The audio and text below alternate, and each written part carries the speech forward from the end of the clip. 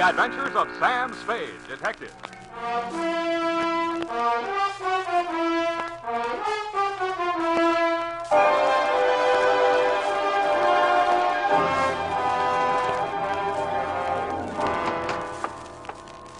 Effie? Effie?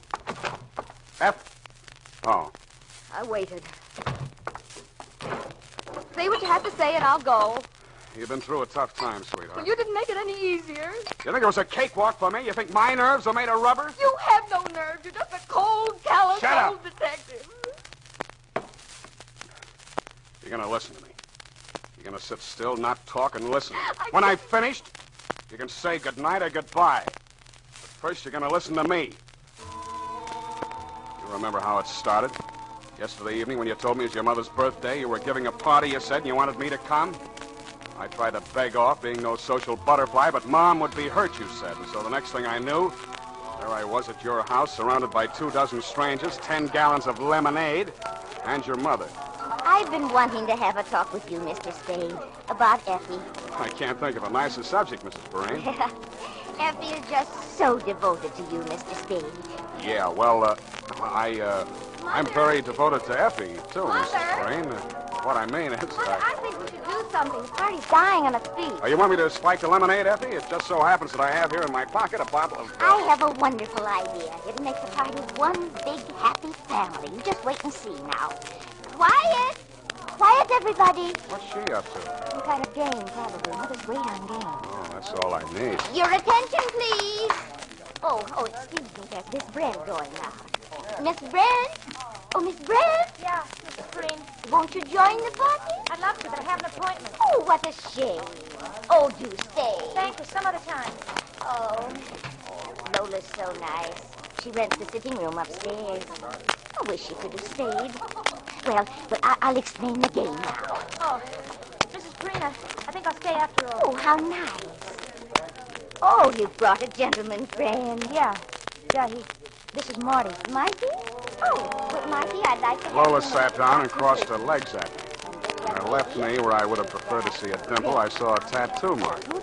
Her gentleman friend, Marty, was a small, stocky guy, all teeth and New York tie. He shook hands all around, and it felt like the paw of a stale stiff.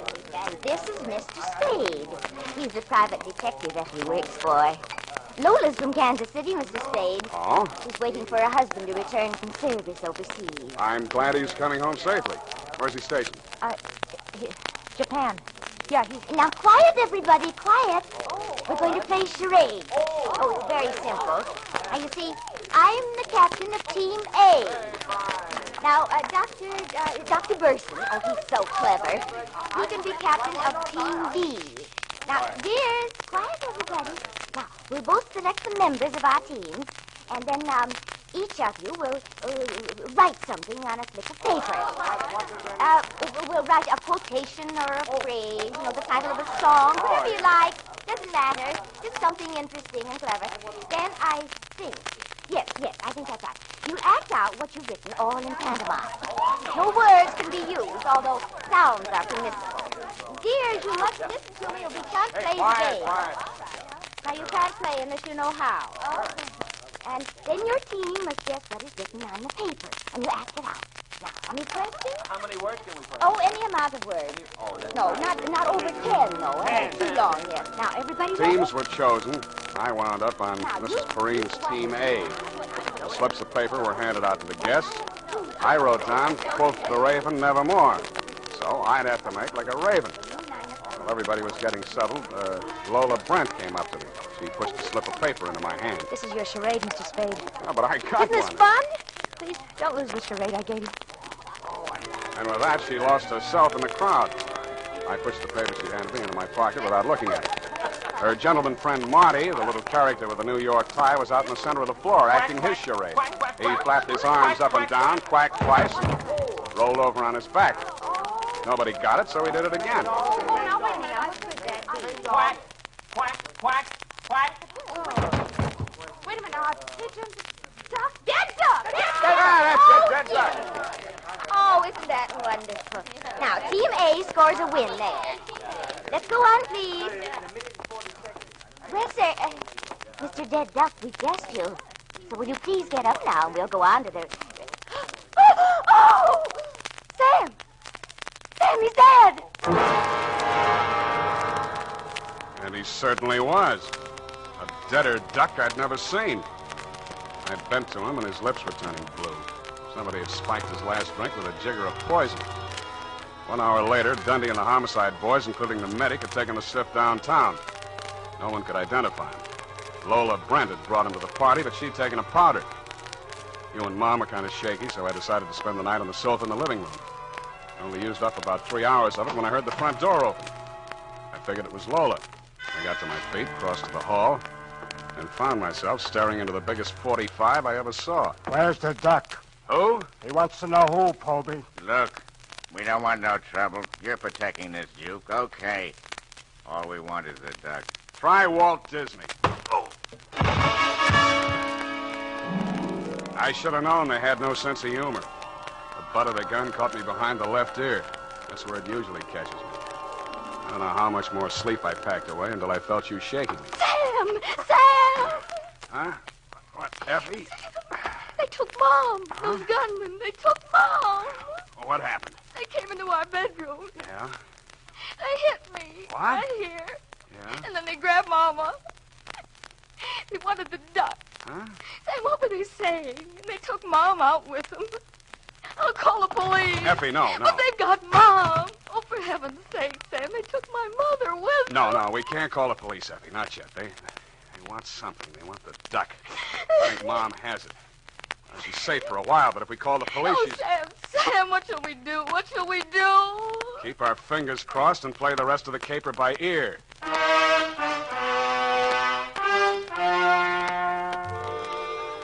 So you promised that you wouldn't call the police until I gave you the nod.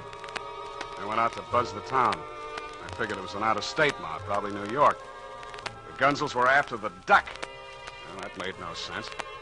They thought I was the muscle for the juke joint. I hustled over to Jenny the Juke. If she didn't know the score, nobody would. Her place was dark. And finally, she opened up and led me into the rear. When I mentioned the duck, she shut down tighter than a clam in December. It's blisters, Sam. Blisters, I tell you. This ain't only the local law. This is the feds. Go away, Sam. My joint ain't juking for the duration. Listen, Jenny, there's an out-of-state mob. They put the arm on my secretary's mother. She don't know the time of day. They pulled the wrong feather. I don't hear a word you say, Sam. They're mixed up in the juke joint grip. You know who they are. Where's the duck, Jenny? Sam, you're winging in the breeze. Now, Sam. give me a rundown, Jenny, or I'll tear your ears off. I want that old woman back safe. You can't muscle me, Sam. You know why? Because you'll tear my ears off, and that's where you'll stop. That's where they begin. Okay, Jenny, okay. One thing. Can you get word to them? Maybe. Or you try. Maybe. Tell them I've got the duck. I'll deal for the old woman. I'll try. Go back to your office. If I can throw a little weight, you'll get a call. If I can't, you can come back for my ears.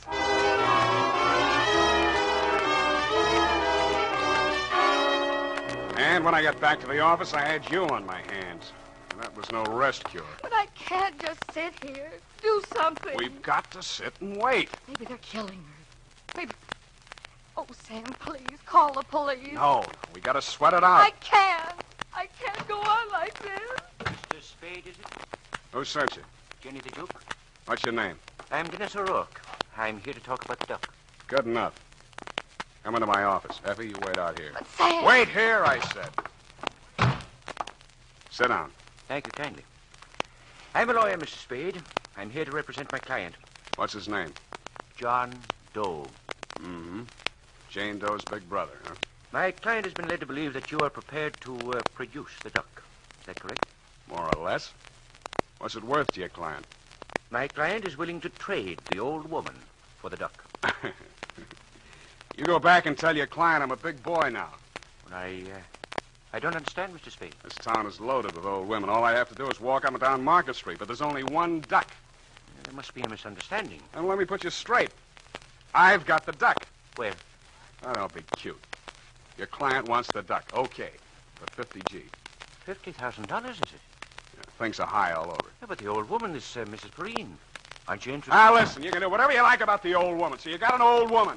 Get rid of her however you want. That's your source. What's important is that you want the duck. I want 50 grand. Do we play? Well, no, Well,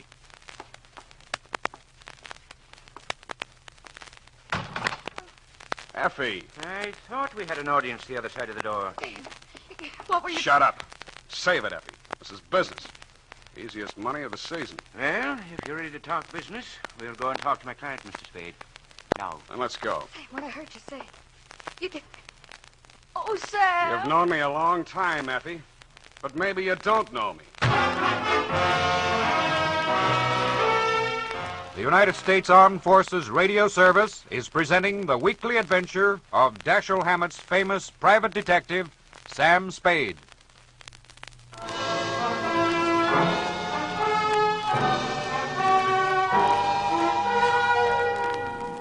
The car that drove us down the peninsula was brand new. I could tell by the way the upholstery smelled and the careful way the driver handled it. O'Rourke, the lawyer, sat up front, and I sat in the back, squeezed between two gunners. The gun muzzle stuck into my ribs told me all I needed to know about them. The rest of it I had to guess at. Time is hard to judge when you're blindfolded, but there's only one main road out of San Francisco by land, and I know the towns and stops along it fairly well. About 20 miles out of the city, the car turned off the main highway onto a gravel road.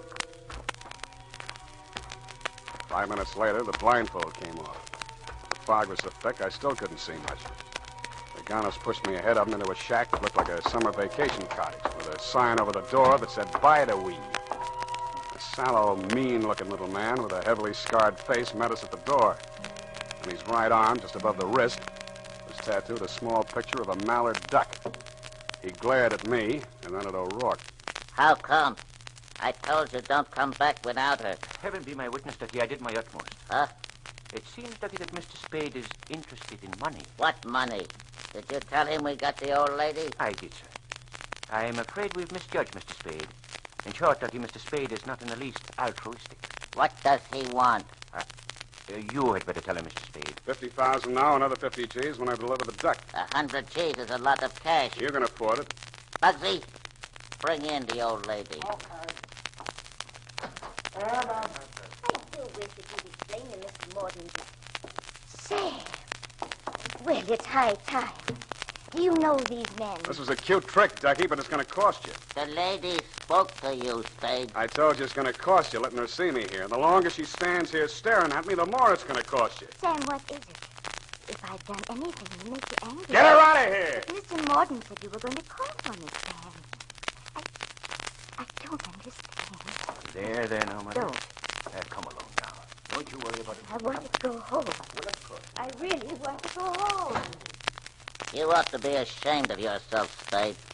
You've broken that old lady's heart. Stop drooling. What your talk, Sonny, I ain't any sweet old lady. I don't have to use words when I talk to you, Ducky. You won't do anything to me because I got something you need. Okay, 100 G's. Paid the way you said. Price has gone up. Huh? Kidnapping's a federal rap. I'm not taking any part of it. She don't know she was snatched. We told her we are from the DA's office, keeping her on ice as a witness. You'll find out different. I don't plan on settling down here. Oh, that's fine, but I have to go on living in this town with that old hen alive and clucking. It won't be easy. You mean you want we should knock off that sweet old lady? You're a little slow, Ducky, but you'll get there. I've met some lousy, low-down heels in my day, but you're the lousiest, lowest... Oh, go on. Go on, I can take more of it at these prices. We ain't doing your dirty laundry, see? And it's no dice. My price is $100,000. What if I say no? And I turn over the duck to the federal boys. In that case, I don't care whether the old lady stays alive or not, because I'll be playing their game. Either you're in or you're out. Think it over, Morden. When you decide, you know where to reach me. Yeah, we'll know where to reach you.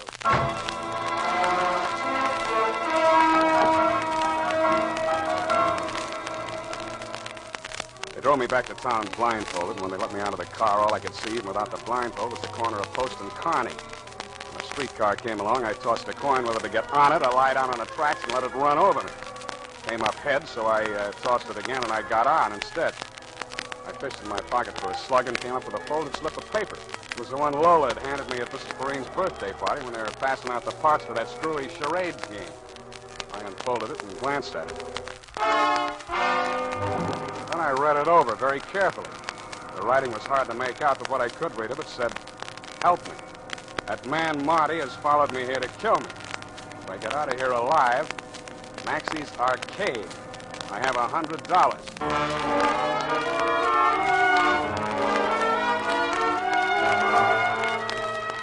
I got off at Columbus and walked up to the International Settlement where Maxie's Arcade does business. It's what they used to call a penny arcade before inflation set in. I dropped a nickel in a fortune-telling machine. Worried, perplexed, know thyself and your problems will vanish. A card came out that said, you're of a naturally deceitful and secretive character. Disloyalty brings its own punishment. It's never too late to mend. I tore up the card, kicked the machine, and that's when I saw it. There's a narrow little booth muffled in drapes, and the sign over it said, Salty Hawkins, tattoo artist. The card pinned to the curtain showed some typical tattoo designs, anchors, mermaids, fancy initials, but one had a hand-drawn picture pasted over it. It was a mallard duck, the same as the tattoo mark I'd noticed on Ducky Morden's wrist.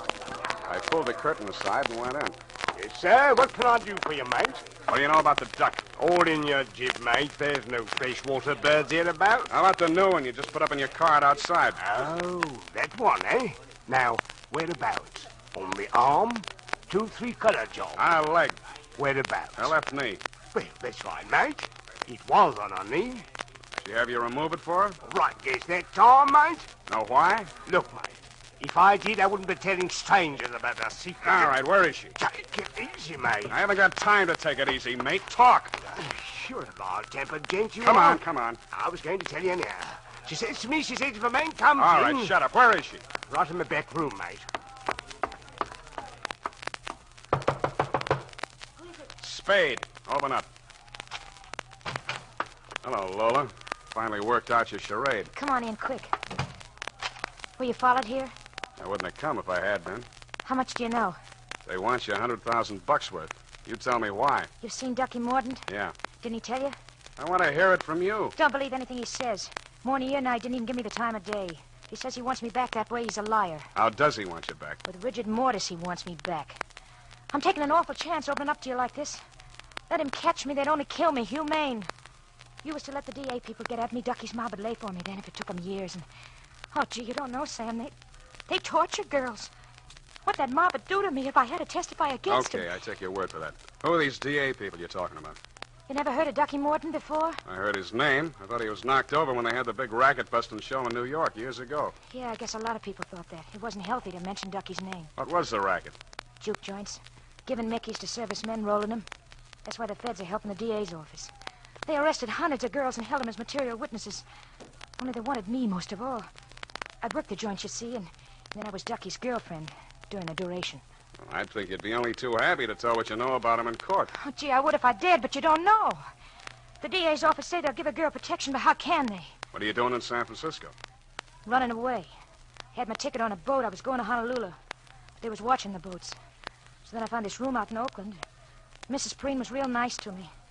I never thought they'd find me there. And then Marty showed up. Honest, it was just a Mickey I put in his drink. Just like we used in the joints, I never knew it'd kill him. You're a brave kid, Lola. Now, look, Ducky offered me $100,000 to deliver you. Would you take a chance on me fighting it out with him for half of that? For $50,000? Brother, where are we meeting him?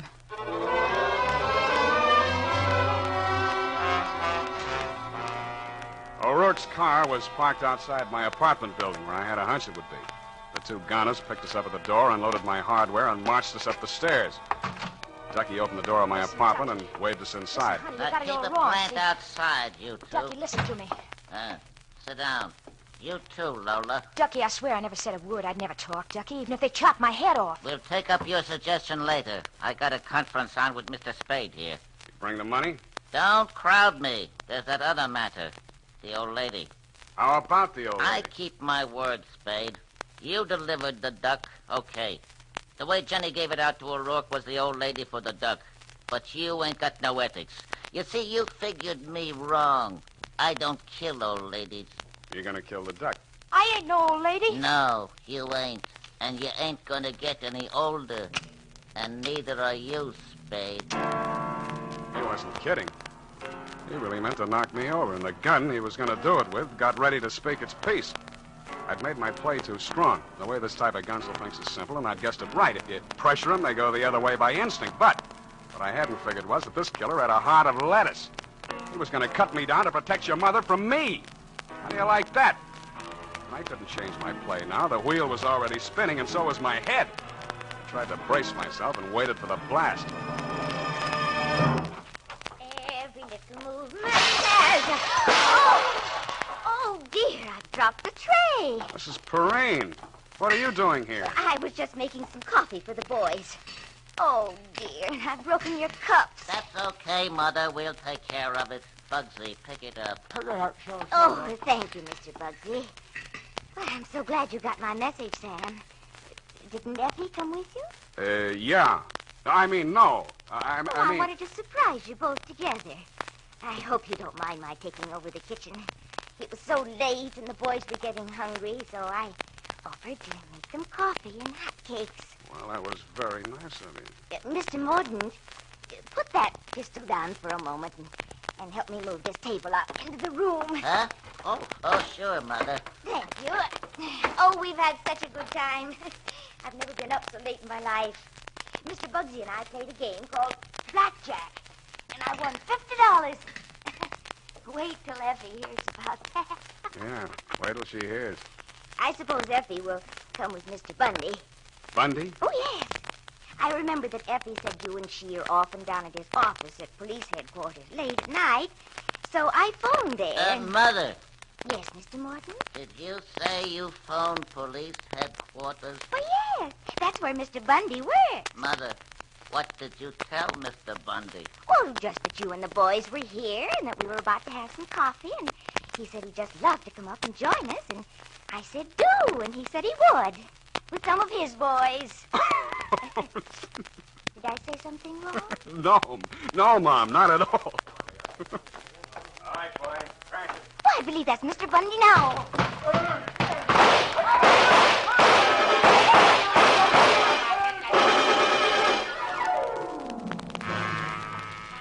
When the smoke cleared away, Ducky Mordaunt and his hoods were playing dead duck for keeps on my living room rug. And that rug just came back from the cleaners, too. Dundee and the boys from Homicide took Lola Brent away with them. After it was all cleaned up, I found your mother out in the kitchen.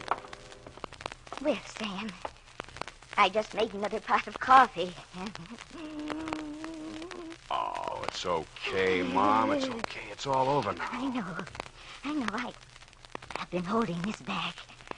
Oh, Sam, I've never been so frightened in all my life. How does Effie stand it? You played it good, Mom. You played it real good. Did I? Was I as brave as Effie? Braver. And not only that, you got more brains.